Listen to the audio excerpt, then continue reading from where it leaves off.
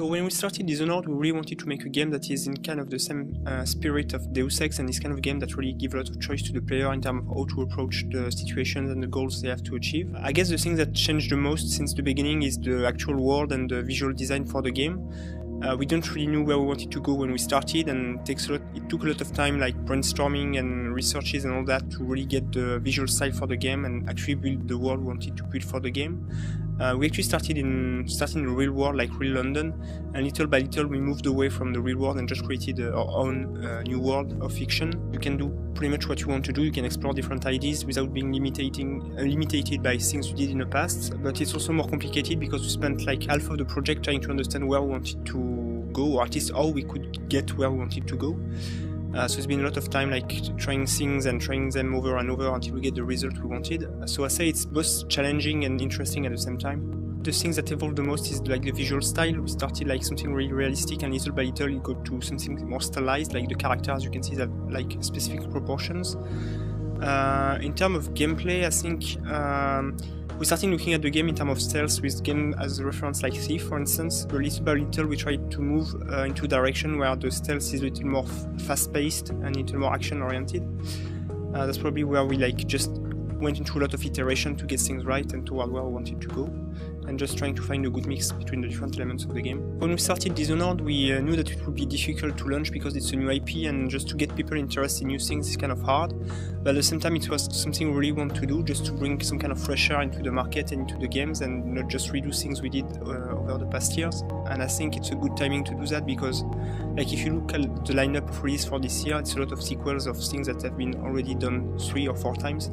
So I think there's space for new things in there, and I hope people are going to like that. For the casting of all the talents for the voice for the characters in the game, we looked a lot at some great actors that we really like in terms of acting and all that. We really wanted to try to bring this really professional feeling to the voice acting, and not just like a B-series character or whatever. It's something that in the video game history, like you find a lot of games where the voice acting is not that good, it really looks like cartoony or something, and it kind of detracts from the experience when you want to do something where people really get involved into the story and all that. So it was something very important for us to make sure the actors were kind of good and great, so that's why we were really happy to get actress like Susan Sarandon, for instance, for one of our key characters, and really end up being very great in the game. One of the challenges we had in Dishonored was to try to convey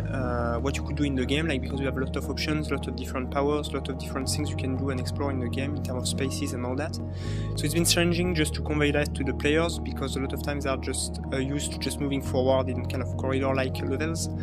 And it's been a lot of iteration and playtest to try to understand how people were perceiving the missions and what they could do and what we could do to give them this information, whether it's through tutorials or something that are more indirect, like the way we build up the levels and the way we deliver the information through characters' conversation and these kind of things.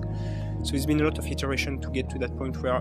players actually understand what they can do and all the options they have. So the way we tried to convey all the options to the player was mainly like at the beginning of the game we tried to telegraph everything, like trying to have setups that invite the player to do things so that they can learn about things existing in the game because they're kind of in their face. But as a general rule, we really try to stay away from putting things too much in the face of the player so that he can actually feel smart discovering things by himself as well. Something that was very important for us since the beginning of the project is to make sure that we can support all the gameplay styles for all the players, and that involves players who don't want to kill anybody when they play the game because they don't like killing people for whatever reason. So we wanted to make sure that first you can like sneak around all the area without being detected if you play well, but also that the objectives that you have can always be achieved in a way that doesn't require killing people. So for instance, in one of the missions that we shown earlier this year, which was in the Golden Cat, you had to get rid of 2 of the Pendleton brothers. And so what we shown in the demo was actually killing them, but the part of the mission before that, you could basically, if you look around and try to find clues about it, you could find someone that can help you to get rid of them without actually killing them. So if you do some quest for this guy, he's going to basically get rid of the guys of the Pendleton brothers by putting them into slave mines, in their own slave mines actually. So it's always some kind of work around the objective to get rid of people without killing them, and always in a kind of ironic way, I would say. That was Julien and Roby. I'm the executive producer at Arkane Studio, and Dishonored will be out in Australia on October 11th.